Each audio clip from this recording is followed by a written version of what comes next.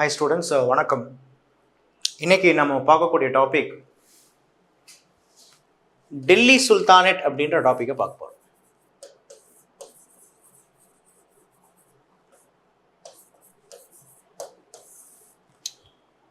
இந்த டெல்லி சுல்தானேட் அப்படின்ற டாப்பிக்குடைய பேக்ரவுண்ட் நீங்கள் பார்த்தீங்கன்னா, இந்த டாபிக் மீடிவல் இந்தியாவில் வருது, உங்களுக்கு தெரியணும்.